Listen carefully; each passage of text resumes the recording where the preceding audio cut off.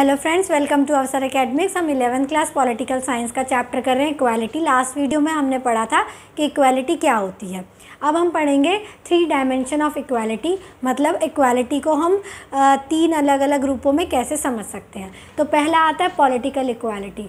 Political equality में क्या होता है, आजकल के ज़माने की बात करें अगर मॉडर्न इरा की, तो अब जब ज़्यादातर कंट्रीज़ में डेमोक्रेसी है, तो डेमोक्रेटिक सोसाइटी में क्या होता है कि पॉलिटिकल इक्वालिटी का क्या मतलब है कि सबको पॉलिटिकल राइट्स जो मिले हुए हैं वो सोसाइटी में सबको इक्वली मिले होने चाहिए। मतलब समाज में कोई ऐसा नहीं होना चाहिए कि किसी के पास वोटिंग राइट है, किसी के पास वोटिंग राइट नहीं है, ऐसा कोई डिस्क्रिमिनेशन नहीं होना चाहिए। जैसे कि हमें मालूम है कि इंडिया में जब से हमारे यहाँ कॉन्स्टिट्यूशन जो है आया, जब से हमको आज़ादी मिली, उसके बाद से जब फर्स्ट इलेक्शन हुए तभी से हमने अपने यहाँ पर सबको जो है वोटिंग राइट दिया। लेडीज़ को भी, इंडिया पहला ऐसा कंट्री था जिसमें विमेन को भी वोटिंग राइट पहले ही इलेक्शन से मिल गया था। जबकि यूरोपियन कंट्रीज़ में भी लेडीज़ को वोटिंग राइट मिलने में बहुत लंबा जो है टाइम लगा था, लेकिन इंडिया में शुरू से ही किसी तरह का कोई डिस्क्रिमिनेशन नहीं किया गया है। तो इस तरह जो पॉलिटिकल इक्वालिटी होती है वो इस तरीके से आती है कि जो पॉलिटिकल अधिकार हैं वो सबको बराबर मिलने चाहिए। जैसे कि equal citizenship to all the member of the states. ठीक है, एक चीज़ इसमें और आ जाती है कि इक्वल सिटीजनशिप। इक्वल सिटीजनशिप का क्या मतलब होता है? सिटीजनशिप का मतलब होता है कि एक देश में रहने वाले जो लोग हैं वो उस देश के सिटीजन माने जाते हैं। अब बात आती है इक्वल सिटीजनशिप की। जैसे कि मान लीजिए कुछ यूरोपियन कंट्रीज़ या अमेरिका में पहले ऐसा हुआ करता था कि जो वाइट्स हुआ करते थे उनको पहले दर्जे का सिटीज़न माना जाता था और जो ब्लैक निग्रोज हुआ करते थे उनको दूसरे दर्जे का सिटीज़न माना जाता था। इस चक्कर में बहुत सारे राइट्स जो हैं वो निग्रोज को, ब्लैक्स को नहीं दिए जाते थे। तो इस तरह से जो डिस्क्रिमिनेशन होता था सिटीज़नशिप में, उसकी वजह से पॉलिटिकल इक्वालिटी नहीं आ पाती थी। तो पॉलिटिकल इक्वालिटी का क्या मतलब है कि सभी लोगों को, एक देश में रहने वाले सभी सिटीजन को इक्वल सिटीजनशिप होनी चाहिए। जो भी राइट्स, किसी को भी पॉलिटिकल राइट मिले हुए हैं वो सबको बराबर मिलने चाहिए without any discrimination. All the member of the state के हर नागरिक को वहाँ का सिटीजन होने के नाते सभी को बराबर राइट मिलना जो है वो बहुत ज़रूरी हो जाता है पॉलिटिकल इक्वालिटी के लिए। जिसमें क्या क्या जो है राइट्स वो आ जाते हैं, जैसे right to vote, voting right सबके पास होना चाहिए और वोट की वेटेज भी बराबर होनी चाहिए। क्या मतलब हुआ इसका? एक तो सभी को बिना किसी जेंडर के, बिना किसी रिलीजन के, कास्ट के, किसी भी तरह के डिस्क्रिमिनेशन के बिना हर सिटीज़न को जो है वोटिंग राइट होना चाहिए। और वेटेज का मतलब ये है कि एक वोट की एक ही वैल्यू होनी चाहिए। ऐसा नहीं है कि कोई जो ऊंची क्लास है सोसाइटी में या जो इन्फ्लुएंसिंग क्लास है उनकी एक वोट को 2 गिना जाएगा, ऐसा कुछ नहीं होगा। सबकी वेटेज बराबर होगी और सबको वोटिंग राइट जो है वो मिलना चाहिए। इसके अलावा freedom of expression. Freedom of expression का क्या मतलब है? ये भी एक बहुत इंपॉर्टेंट पॉलिटिकल राइट होता है जिसमें कि आपको अपनी विचारों को व्यक्त करने की पूरी आज़ादी होनी चाहिए। उसमें आप किसी भी पॉलिटिकल पार्टी का समर्थन करते हैं, विरोध करते हैं, जुलूस निकालते हैं या कुछ भी करते हैं, उसमें आपको एक्सप्रेशन की पूरी आज़ादी है अपने विचार व्यक्त करने का, चाहे वो मीडिया में हो, चाहे वो न्यूज़पेपर में हो। आप जब अपने व्यूज़ को व्यक्त कर सकते हैं उसको बोला जाता है फ्रीडम ऑफ एक्सप्रेशन। उस पर किसी भी तरह की कोई रोक रुकावट नहीं होनी चाहिए। इसके अलावा movement and association. Her citizen को अपने देश के अंदर ये पॉलिटिकल राइट होना चाहिए कि अगर वो कोई मूवमेंट चलाना चाहता है, अगर वो सरकार की कोई नीति, कोई लॉ पसंद नहीं है, वो उसके खिलाफ कोई मूवमेंट चलाना चाहता है या कोई मांग करना चाहता है सरकार से, तो वो उसके लिए मूवमेंट कर सकता है। इसके अलावा एसोसिएशंस बना सकते हैं। एसोसिएशन में जैसे कि बहुत सारे लेबर एसोसिएशन बन जाती हैं जो अपनी बातों को मनवाना चाहती हैं, बिजनेसमैन अपनी अलग एसोसिएशन बना लेते हैं।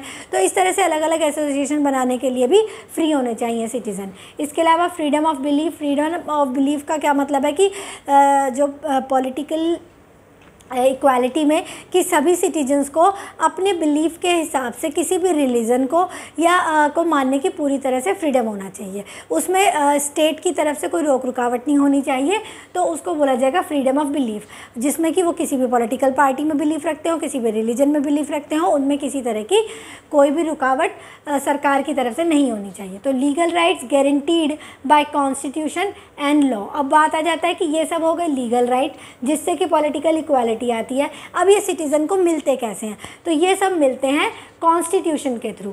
ये सब कॉन्स्टिट्यूशन और लॉज के थ्रू जो है गारंटी होते हैं, मतलब कि हर सिटीज़न को ये सारे अधिकार ज़रूर मिलेंगे। जैसे कि इंडियन कॉन्स्टिट्यूशन में भी बिल्कुल बहुत लार्जली मेंशन किया गया है, जैसे कि हमने फंडामेंटल राइट्स में पढ़ा था कि सभी को जो भी अधिकार मिले हैं उसको कोई भी गवर्नमेंट जो है वो छीन नहीं सकती है। तो इस तरह से पॉलिटिकल इक्वालिटी लाने का सबसे अच्छा तरीका यही है कि कॉन्स्टिट्यूशन के थ्रू गारंटीड कुछ लीगल राइट जो है वो सारे सिटीजन्स को बराबर मिलने चाहिए। जब वो सबको बराबर मिलेंगे तो अपने आप जो है पॉलिटिकल इक्वालिटी जो है वो आ जाएगी।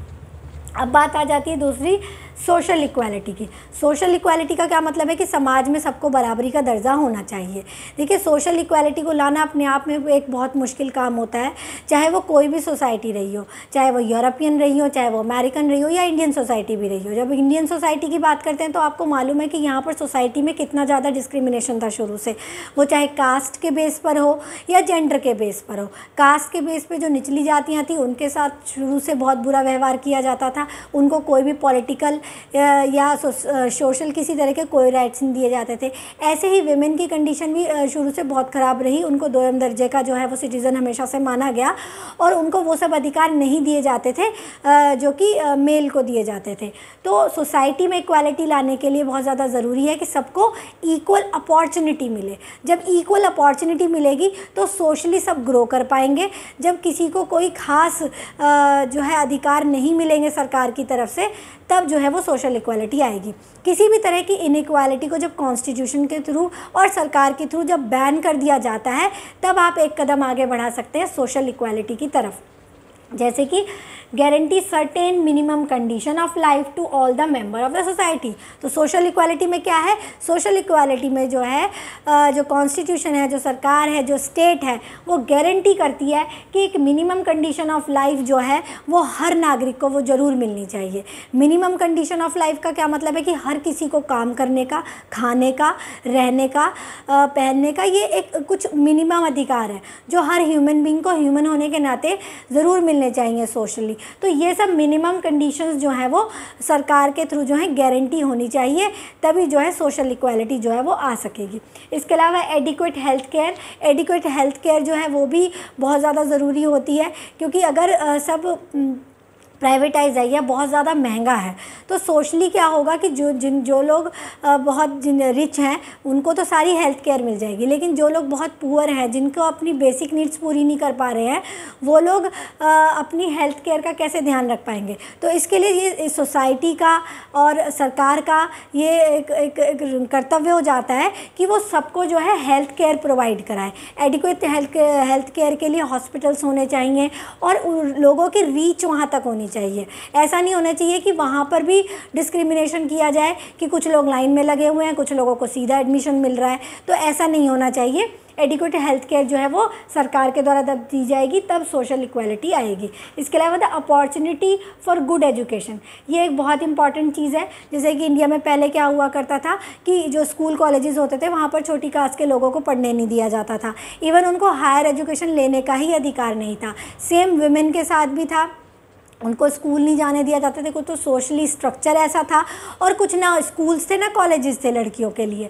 तो ये सब करने के लिए बहुत ज़्यादा ज़रूरी है कि गुड एजुकेशन का ऐसा ढांचा होना चाहिए देश के अंदर, जिससे कि सभी को बराबर अधिकार मिले, बराबर अपॉर्चुनिटी मिले कि सबको जो है एजुकेशन मिल सके। क्योंकि जब एजुकेशन मिलेगी सोसाइटी का तभी विकास होगा, तभी सब अपने को बराबर जो है वो समझ पाएंगे। इसके अलावा एडिक्वेट नरिशमेंट का क्या मतलब है कि सबको कम से कम उतना नरिशमेंट ज़रूर मिलना चाहिए जितना कि किसी को भी हेल्दी रहने के लिए ज़रूरी होता है। जैसे कि इंडिया में क्या किया गया है, इसके लिए स्कूलों में मिड डे मील शुरू किया गया है, या जैसे कि राशनिंग का सिस्टम किया गया है। राशन की दुकानों पे बहुत सस्ती दामों पर जो है गेहूँ, चावल और इस तरह की चीज़ें गरीब लोगों को जो पावर्टी लाइन से नीचे हैं, बिलो पावर्टी लाइन है, उनको दिया जाता है, जिससे कि सबको नरिशमेंट वो मिल सके। इसके अलावा मिनिमम वेजेस का क्या मतलब होता है कि ये वेजेस जो है वो गवर्नमेंट डिसाइड कर लेती है कि किसी भी काम के लिए, चाहे कोई मजदूरी का काम है या कोई कोई भी काम है उसमें एक मिनिमम वेज बना दी जाती है, मतलब इससे कम पैसे इस काम के लिए नहीं दिए जाएंगे, ताकि जो रिचर सेक्शन है, जो इन्फ्लुएंस सेक्शन है, वो बाकी लोगों को जो है एक्सप्लॉइट ना कर सके। हो सकता है कि वो किसी काम के लिए उतने पैसे उन्हें ना दें जितने दिए जाने चाहिए, तो इसके लिए सरकार ने क्या करा है, मिनिमम वेजेस डिसाइड कर दी है कि इससे कम पैसे किसी भी काम को नहीं दिए जाएंगे। अगर कोई दिहाड़ी मजदूर है तो उसको एक दिन में इतने पैसे दिए जाने ज़रूरी हैं, या कोई फैक्ट्री में काम कर रहा है तो एक दिन के हिसाब से उसको इतना वेजेस दिए जाने ज़रूरी हैं। इससे क्या होगा कि सोशली जो है इनइक्वालिटी को दूर करने में मदद मिलेगी। इसके अलावा इक्वल अपॉर्चुनिटी जो सबसे ज़्यादा ज़रूरी है सोशली इक्वलिटी लाने के लिए। जब सबको समान अपॉर्चुनिटी मिलेगी, चाहे वो पढ़ाई की है, चाहे लिखाई की है, चाहे नौकरी की है, बिज़नेस करने की है, रहने की है, इवन घूमने फिरने की है, अपनी वर्शिप करने की है, जब ये सब अपॉर्चुनिटी सबको बराबर मिलेंगी तभी कहीं ना कहीं सोशली सब लोग इक्वल करेंगे। क्योंकि अगर इक्वालिटी को पाना है तो पहले आपको इनइक्वालिटीज़ को ख़त्म करने के लिए कदम उठाने पड़ेंगे, जिससे कि सब अपने को बराबर महसूस कर सकें। तो इक्वल अपॉर्चुनिटीज़ का होना बहुत ज़्यादा ज़रूरी है। तो ये कुछ तरीके हैं जिसके थ्रू जो है सोशल इक्वालिटी को पाया जा सकता है। अब आ जाती है इकोनॉमिक इक्वालिटी। इकोनॉमिक इक्वालिटी एक ऐसी चीज़ है जो सबसे ज़्यादा कंट्रोवर्शियल है और शायद जिसको पाना सबसे ज़्यादा मुश्किल भी है। सबसे पहले तो यही पता करना बहुत मुश्किल बात है कि आप इकोनॉमिकली पता कैसे करेंगे कि देश में किसी भी देश में लोगों की इकोनॉमिक स्थिति है कैसी, कि कौन कितना रिच है, कौन क्या है। तो इसको पता करने का तरीका एक तो ये है कि आप ये देखें कि रिच लोग कितने हैं और पुअर लोग कितने हैं। पुअर लोग में आप कैसे पता कर सकते हैं कि बिलो पावर्टी लाइन कितने हैं और पावर्टी लाइन पर कितने हैं। तो इस तरह से आप इकोनॉमिक सेक्शन को पता कर सकते हैं। अब बात आ जाती है, जब आपको ये पता चल जाएगा कि समाज में कितनी इनइक्वालिटी है इकोनॉमिकली, तो उसको दूर कैसे करना है, उसको इक्वालिटी में कैसे बदलना है। तो उसके लिए एब्सोल्यूट इक्वालिटी ऑफ वेल्थ और income has probably never existed in a society. तो देखिए, ये तो पॉसिबल है ही नहीं कि सबको बराबर कर दिया जाए समाज में, चाहे वो कोई भी देश हो। ये पॉसिबल ही नहीं है कि सबकी वेल्थ बराबर हो जाएगी, सबके पास बराबर पैसे हो जाएं, ऐसा तो नहीं हो सकता। लेकिन फिर भी क्या किया जा सकता है, फिर वही बात आ गई कि अपॉर्चुनिटीज़, जब सबको बराबर अपॉर्चुनिटीज़ मिलेगी नौकरी करने की, पढ़ाई करने की और काम धंधा करने की, तो जिनके पास इंटेलिजेंस है, जो काम करना चाहते हैं, जब वो काम कर पाएंगे तो अपने स्टेटस को अपने आप ऊपर कर पाएंगे। इसके अलावा जो वीकर सेक्शन है, जिनके पास पैसे नहीं है, सरकार की तरफ से उनको कुछ सहायता की जानी चाहिए जिससे कि वो पढ़ लिख सकें, आगे बढ़ सकें। नए काम धंधे शुरू करने के लिए उनको ईजी लोन्स मिलने चाहिए, जिससे कि समाज में एक कदम इक्वालिटी की तरफ बढ़ा जा सके। तो इकोनॉमिक इक्वालिटी में मेन बात आपको समझने के लिए ये है कि इकोनॉमिक इक्वालिटी का बिल्कुल भी ये मतलब नहीं होता कि समाज में सब बराबर एक लाइन में खड़े हो जाएंगे।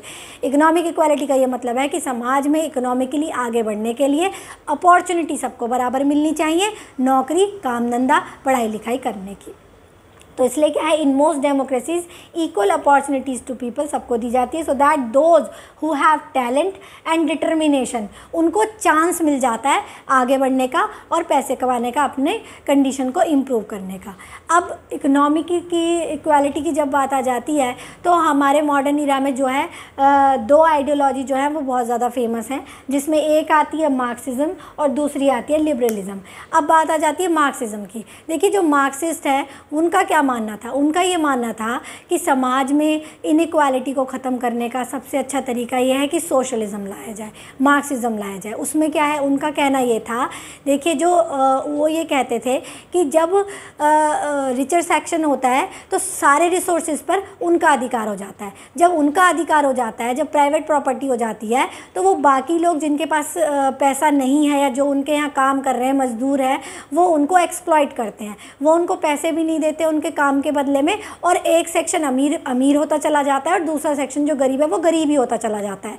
इसलिए जो मार्क्सिस्ट विचारधारा है उनका ये मानना है कि किसी भी रिसोर्स के ऊपर कोई प्राइवेट अधिकार होना ही नहीं चाहिए, मतलब वो प्राइवेटाइजेशन के खिलाफ है। उनका मानना ये है कि सब कुछ पब्लिक होना चाहिए, सरकार का हर रिसोर्स के ऊपर नियंत्रण होना चाहिए और वो सरकार सबको काम देगी, जो जितना काम करे उसके बदले में उसको उतने पैसे जो हैं वो दिए जाने चाहिए। तो वो उनका मानना यह है कि यही एक तरीका है जिससे समाज से इनइक्वालिटी को ख़त्म किया जा सकता है।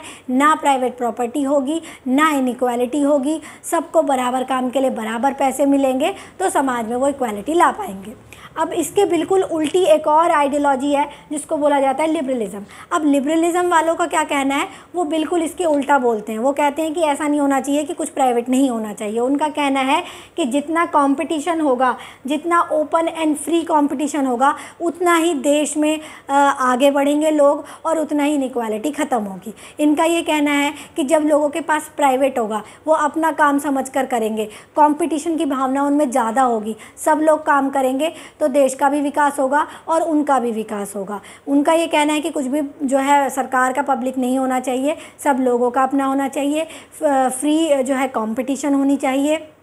जब कंपटीशन होगी, लोग बढ़ चढ़ कर बिजनेस करेंगे, अपने काम धंधे करेंगे।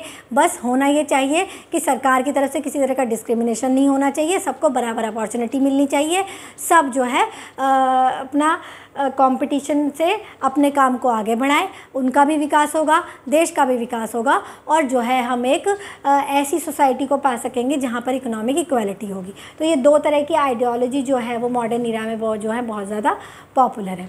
तो ये हमने 3 डायमेंशन ऑफ इक्वालिटी देखे। पॉलिटिकल इक्वालिटी जिसमें कि सबको बराबर पॉलिटिकल राइट मिलने चाहिए। सोशल इक्वालिटी जिसमें कि सबको ऐसी कुछ अधिकार मिलने चाहिए जिससे कि सब आगे बढ़ सकें, समाज में एकरूपता आ सके। और फिर अब आ जाती है इकोनॉमिक इक्वालिटी की कि किसी बराबर किसी को नहीं किया जा सकता, लेकिन किस हद तक हम रिच और पुअर के बीच का डिफरेंस कम कर सकें, ये है इकोनॉमिक इक्वालिटी। तो आई थिंक आपको समझ आ गया होगा। कुछ नहीं समझ आया तो आप क्वेश्चन कर सकते हैं। Thank you very much.